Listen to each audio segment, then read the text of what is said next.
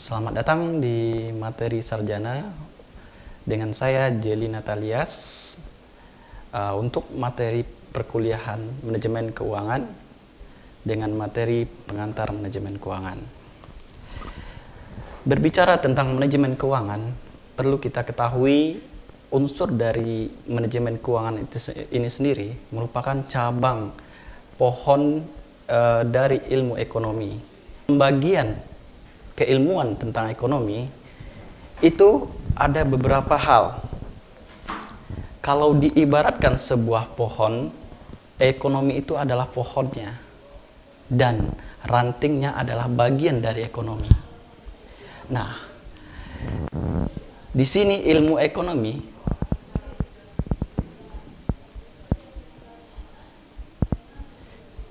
kita ketahui itu ada beberapa cabang ilmu ya secara umum. Yang pertama, akuntansi, manajemen, dan ekonomi pembangunan. Nah, dari cabang ilmu ekonomi itu sendiri ada beberapa unsur cabang yang memang perlu kita pahami. Nah, salah satunya yang kita pelajari yaitu manajemen. Komponen dari manajemen atau cabang ilmu dari manajemen itu sendiri dari sub rantingnya, kalau ibaratkan sebuah pohon, itu ada beberapa unsur pandangan ilmu atau pembagian ilmu. Salah satunya ilmu manajemen keuangan, manajemen pemasaran, manajemen SDM, dan manajemen operasional serta manajemen strategik. Nah, hal ini semakin luasnya pandangan tentang manajemen itu sendiri juga memberi pandangan terhadap pembagian atau sub dari manajemen keuangan. Ada beberapa hal yang kita ketahui dalam manajemen keuangan itu merupakan pembelajaran yang harus kita pahami. Manajemen keuangan itu sendiri ternyata ada pembagian dari beberapa disiplin ilmu. Salah satunya ada contohnya kita ketahui manajemen keuangan daerah, manajemen keuangan umum secara konvensional, serta manajemen keuangan syariah. Nah, pandangan tentang ilmu manajemen keuangan itu sendiri, secara umum manajemen keuangan itu adalah upaya seorang manajerial untuk mengelola atau mengelompokkan sumber dana dalam hal pengalokasian dana itu sendiri untuk meningkatkan nilai-nilai dari perusahaan dalam hal mensejahterakan para stakeholder atau pemegang saham. Dalam manajemen keuangan itu hal-hal yang memang harus kita pahami. Yang pertama, bagaimana peningkatan dari hasil-hasil keuangan dalam sebuah perusahaan itu sendiri. Ilmu manajemen keuangan ini merupakan proses akhir juga dari proses akhir akuntansi. Dalam manajemen keuangan secara umum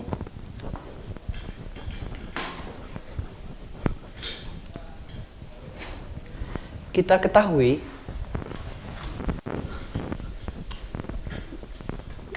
ada beberapa pandangan. Yang pertama, laporan dari keuangan. Karena laporan keuangan merupakan output dari akuntansi, dalam manajemen keuangan itu menganalisa dari hasil output akuntansi itu sendiri. Nah, laporan keuangan ini perlu kita ketahui bagaimana perusahaan nantinya meningkatkan atau mengatur strategi dalam hal penetapan perencanaan ke depannya. Nah, dilihat dari sisi laporan keuangan perusahaan. Apa saja laporan keuangan tersebut? Pertama, neraca. Nah, yang kedua, laporan laba rugi. Yang ketiga, laporan ekuitas. Secara umum yang sering dipakai oleh beberapa perusahaan yang orientasinya profit. Dalam hal ini, manajemen keuangan itu memiliki fungsi. Ya, fungsi manajemen keuangan itu ada 3. Yang pertama, fungsi dalam hal keputusan investasi.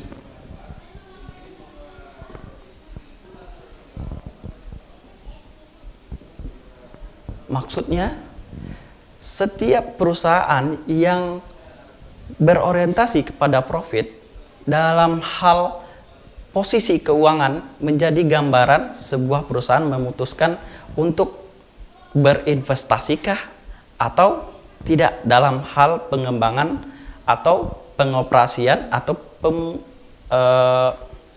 penambahan cabang atau unit usaha. Dari keputusan investasi tadi, kita mengetahui, wah ternyata posisi laba rugi untuk meningkatkan income penambahan aset, tentunya aset tetap yang bersifat memiliki cash flow. Ada beberapa aset yang memang sifatnya tidak memiliki cash flow. Ada yang memiliki cash flow, tergantung gambaran dari perusahaan itu sendiri. Contohnya aset yang memiliki cash flow itu merupakan mesin yang memang memiliki aliran kas yang menambah income perusahaan. Contoh mesin produksi. Yang bukan cash flow seperti hal-hal yang menunjang aktivitas sebuah perusahaan. Jadi aktivitas sebuah perusahaan seperti apa?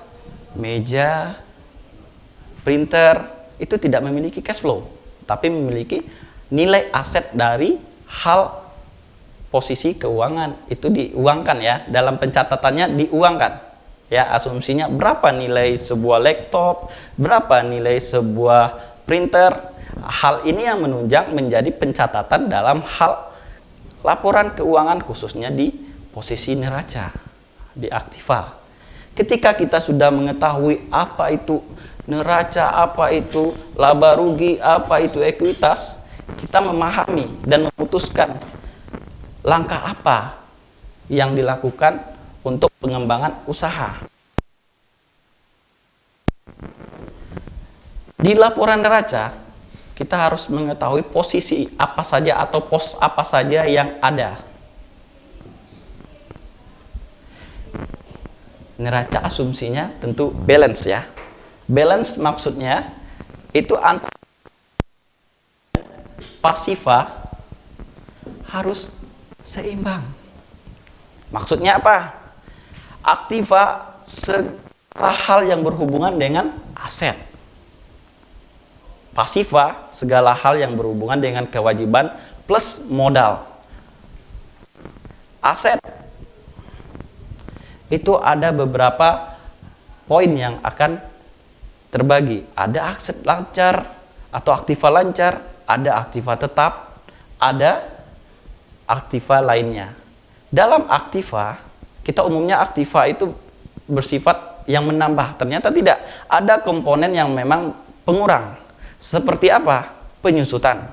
Penyusutan terhadap aset yang kita beli itu nilai pengurang dari aset tersebut dalam hal pemakaiannya. Nah, mungkin Anda sudah mempelajari dalam hal ilmu akuntansi. Dalam hal pencatatan aset bagaimana, penyusutannya bagaimana, atau amortisasinya bagaimana. Dari hal tersebut kita mengetahui contoh aset yang memang memiliki masa produktivitas dalam hal pencatatan itu umumnya 5 tahun, kecuali aset yang memang bersifat seperti bangunan, seperti pabrik. Nah, selain itu yang memang cukup hanya 5 tahun. Di atas kalau bangunan itu 10 sampai 25 tahun. Nah, dalam hal pencatatan ini itu bersifat minus atau pengurang dalam hal pencatatan di neraca.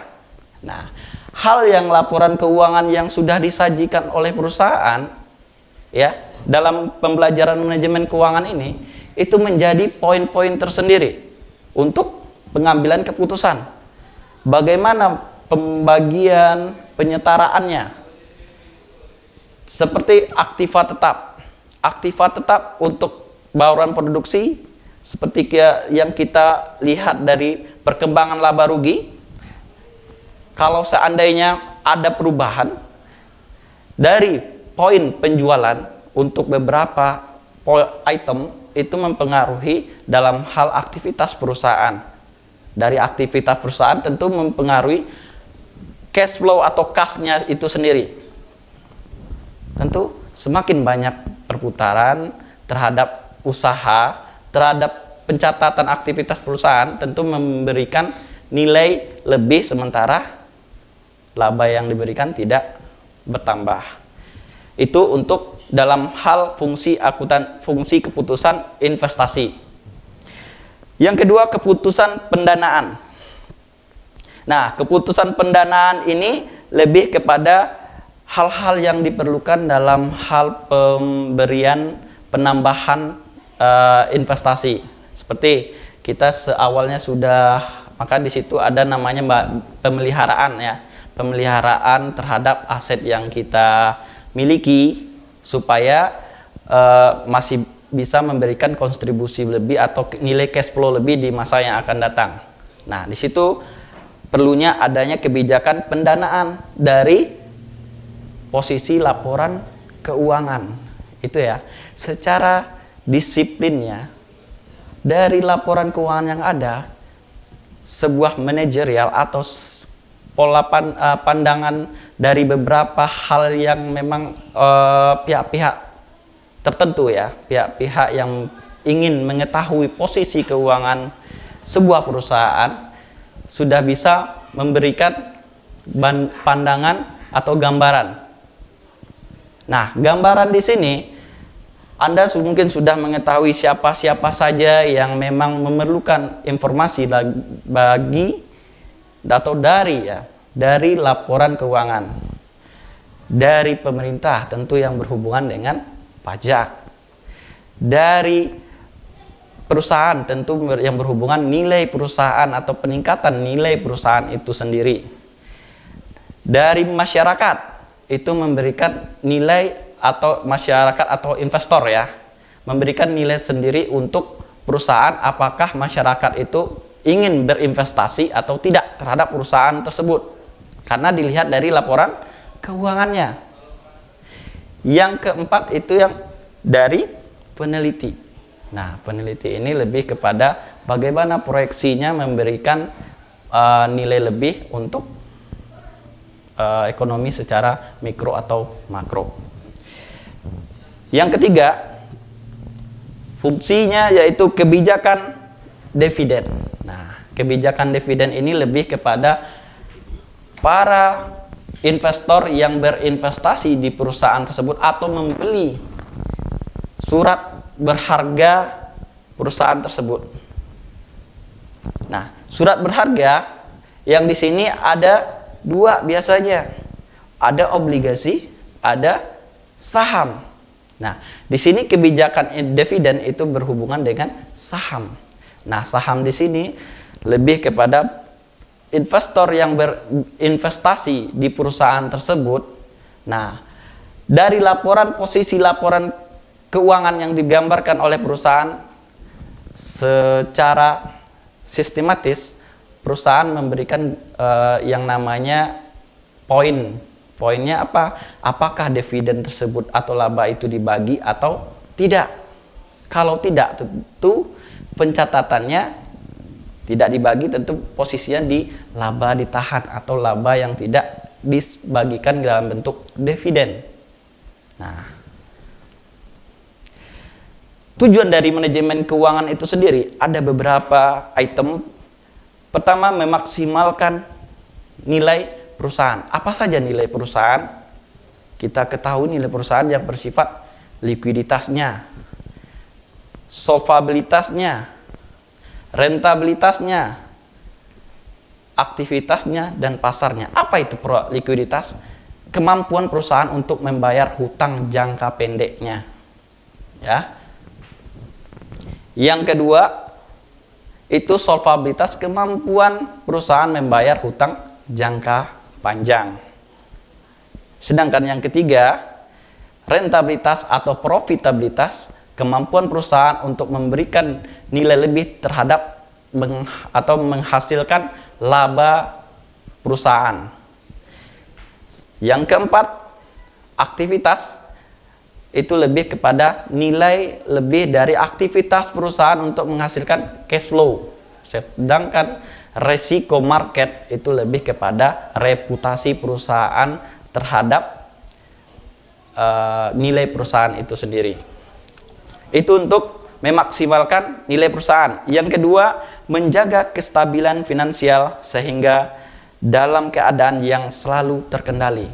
Nah, kestabilan finansial ini lebih kepada bagaimana perusahaan bisa menekan efisiensi atau efisiensi yang berhubungan dengan biaya yang tetap memberikan nilai kontribusi lebih terhadap operasional perusahaan sehingga menghasilkan laba. Makanya kalau kita lihat ketika perusahaan mengalami penurunan terhadap penjualan, perusahaan menetapkan beberapa strategi. Umumnya strateginya berhubungan dengan cost. Cost-nya ini cost apa? Biasanya cost kepada yang bersifat kompensasi, yaitu karyawan. Makanya ada pengurangan mungkin ya, PHK. Kalau seandainya tidak ada PHK, mungkin dalam hal tersebut perubahan pola produksi. Pola produksinya yang dari produksi A yang awalnya banyak dengan produksi B yang sedikit, yang B-nya dihapuskan dan mengalihkan ke produksi A. Tujuannya apa? Supaya perusahaan tetap eksis, tetap bisa stabil di pasaran. Kalau asumsi terburuknya pasti ya, yang tadi saya sampaikan yang poin pertama, PHK. Nah, dalam hal PHK ya, tentu kita melihat dari posisi keuangan, wah perusahaan kalau dia lebih memiliki nilai lebih, tentu juga memberikan nilai kesejahteraan bagi karyawan ya. Umumnya, wah perusahaan profit nih. Tentu perusahaan memberikan nilai lebihnya berupa apa? Baik itu finansial atau non finansial. Mungkin Anda kalau perusahaan wah lagi profit tahun ini dikasih reward atau study tour ya. Dan lain sebagainya. Yang ketiga, memperkecil risiko perusahaan di masa sekarang dan masa yang akan datang. Nah, ketika perusahaan melihat cost yang terlalu tinggi sedangkan laba yang dihasilkan atau profit yang dihasilkan berkurang, tentu ini memberikan asumsi tersendiri terhadap penilaian risiko sebuah perusahaan. Ketika risiko tersebut muncul, hal yang dilakukan oleh seseorang pakar keuangan terhadap laporan atau kondisi laporan keuangan itu sendiri menekan atau meminimalisir risiko atau memanfaatkan risiko menjadi peluang. Seperti apa? Risiko yang datang akibat aktivitas perusahaan yang memang nilainya tidak bersifat benefit atau bernilai manfaat untuk perusahaan itu sendiri dalam hal produksi atau penjualan. Ruang lingkup manajemen keuangan. Dalam ruang lingkup manajemen keuangan kita bisa menggambarkan aktivitas perusahaan atau aktiva perusahaan menjadi nilai lebih yang memang bisa di public atau go public atau listing di pasar modal yang menjadi nilai atau tambahan modal inti untuk perusahaan. Ketika aktiva perusahaan bagus dari segi likuiditasnya, solvabilitasnya atau leverage-nya, perusahaan atau manajer keuangan secara sistematis untuk meningkatkan modal tentu menjual nilai atau saham perusahaan ke pasar modal supaya menambah modal atau inti modal perusahaan untuk perusahaan tersebut bisa tetap eksis, bisa tetap berkembang, ya.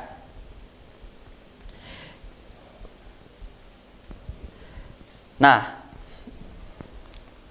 sumber-sumber dana. Dalam sumber-sumber dana, dalam manajemen keuangan ada sumber intern dan ekstern.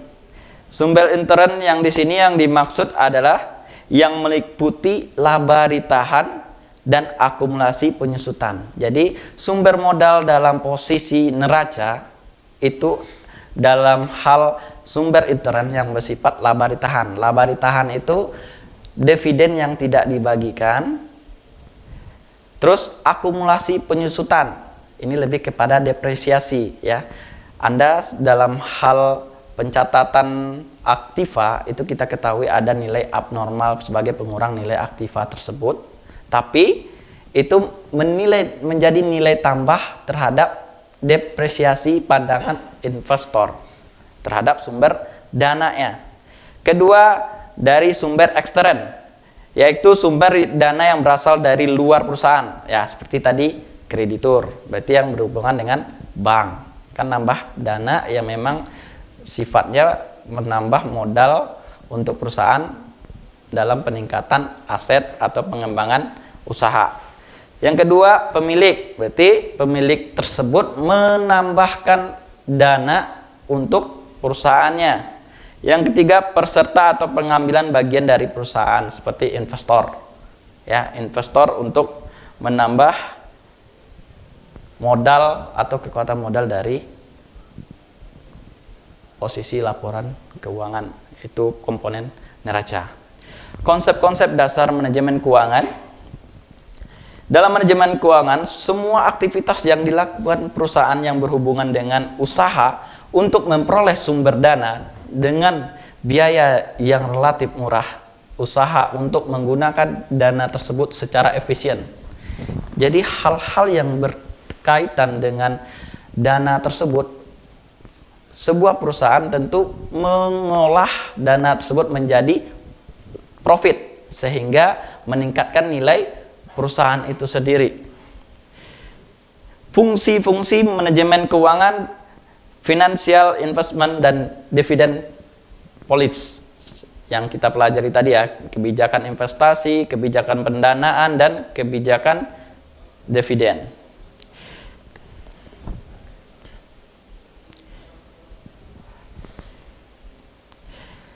Keuangan perusahaan dan keuangan negara. Apa sih perbedaan keuangan perusahaan dan keuangan negara? Dalam membahas bagaimana perusahaan memperoleh dana, mengelola, dan membagikan keuntungan sesuai besarannya kepada pemilik dana. Pertama, bersifat oriented. Kedua, mengikuti aturan SAK, standar akuntansi, ya. Ketiga, memberikan kemakmuran maksimal kepada pemegang saham. Keempat, bersifat berkelanjutan usaha atau konstitusional dan mempertanggungjawabkan laporan keuangan pada komisaris atau pemegang saham. Itu untuk perusahaan secara umum. Sedangkan untuk pemerintahan bersifat non-profit oriented, mengikuti SAP. Yang ketiga, memberikan kemakmuran rakyat sebagai memberikan kemakmuran rakyat sebagai pembayar pajak untuk meningkatkan pendapatan bagi negara. Yang ketiga, pertanggungjawabannya keuangan kepada bagian legislatif pemerintahan. Jadi di situ ada yang kalau untuk perusahaan tentu profit oriented karena tujuannya untuk peningkatan nilai perusahaan. Kalau di pemerintahan tidak. Dan pertanggungjawaban antara perusahaan dengan pemerintahan dalam hal pandangan keuangan tentu umumnya pertanggungjawabannya berbeda. Kalau pertanggungjawaban tentu pemilik, ya, kalau perusahaan, kalau pemerintah tentu kepada lembaga legislatif seperti DPR, ya. Perencana keuangan. Nah, perencanaan keuangan ada terbagi 3. Ada perencanaan jangka panjang, jangka pendek, dan jangka menengah. Nah, untuk jangka panjang dalam waktu 5-10 tahun. Ada juga perusahaan multinasional yang membuka hingga 25-30 tahun. Nah, untuk dalam hal perencanaan keuangan ada yang memang pengaturan pola keuangan tujuannya untuk jangka panjang. Seperti apa? Untuk menginvestasikan dalam beberapa investasi yang ingin dilakukan, seperti investasi yang kita ketahui obligasi. Itu jangka waktunya 10-25 tahun. Untuk jangka waktu menengah, jangka waktunya 1-5 tahun. Perencanaan jangka menengah dimulai saat keputusan jangka panjang telah dibuat. Untuk jangka pendek itu kurang dari 1 tahun. Nah, dari hal-hal perencanaan yang dilakukan dalam manajemen keuangan, perencanaan jangka pendek tentu perusahaan mengatur keuangan tersebut bagaimana nilainya efisien dan memberikan manfaat atau benefit yang cukup memuaskan. Yang untuk menengah itu ada yang memang tujuannya untuk meningkatkan nilai perusahaan itu sendiri, dan untuk jangka panjang proyeksi perusahaan lebih baik lagi ke depannya. Untuk apa sih? Tujuannya tentu kan perusahaan melihat visi dan misi sebuah perusahaan. Kalau visinya untuk meningkatkan profit secara sistematis dan berkelanjutan, tentu ada jangka panjang yang memang harus dipersiapkan. Tugas dan tanggung jawab dalam kegiatan perencanaan. Perencanaan keuangan ada perencanaan keuangan ada perencanaan jangka pendek. Nah, apa aja perencanaan keuangan jangka pendek? Penugasan pekerjaan, pemesanan, penjadwalan kerja, dan penyelesaian produksi. Nah, jangka pendek tadi ya, seketika perusahaan yang memang dituntut untuk meningkatkan produksi dalam hal jangka waktu yang memang awalnya memproduksi 10 unit, misalnya untuk 1 minggu, sekarang diusahakan peningkatannya jadi 15 unit untuk 1 minggu, untuk efisiensi dan waktu. Nah, itu untuk proyeksi jangka pendek yang memang biasanya dilakukan oleh perusahaan manufacturing atau penjualan. Perencanaan jangka menengah seperti tadi perencanaan penjualan, persediaan atau nilai subkontrak atau analisis rencana operasi, perencanaan dan penganggaran produksi. Nah, ketika penganggaran produksi atau perencanaan dilakukan terhadap contohnya perusahaan manufaktur, itu ada memang stok biasanya ya, stok yang memang dipersiapkan dalam jangka waktu standar tertentu untuk didistribusikan kepada konsumen yang memang sudah mengorder untuk produk yang memang dipesan. Untuk jangka waktu panjang itu yang berhubungan dengan rencana produk baru atau pengeluaran besar atau lokasi ekspansi. Nah, ketika perusahaan yang memang memproduksi suatu produk, tentu ada di situ bagaimana kelanjutan sebuah produknya tetap eksis di masyarakat, di konsumen, sehingga memenuhi selera konsumen. Tentu ada pengembangan terhadap produk yang memang diproduksi. Makanya Anda sudah, kalau dalam produk teknologi ada inovasi, peningkatan terus terhadap produk tersebut untuk lebih baik, sehingga nilainya lebih baik terhadap kompetitor dan meningkatkan nilai-nilai produksi sehingga menghasilkan profit untuk perusahaan. Nah, untuk hal-hal kondisi perencanaan keuangan, ada kondisi buruk, ada kondisi normal, dan kondisi baik. Jadi dalam hal kondisi tersebut, kita mengetahui dalam pola bisnis, itu ada ketika kondisinya baik, ada ketika kondisinya cukup normal dan baik. Ketika kondisi tidak baik, umumnya secara manajer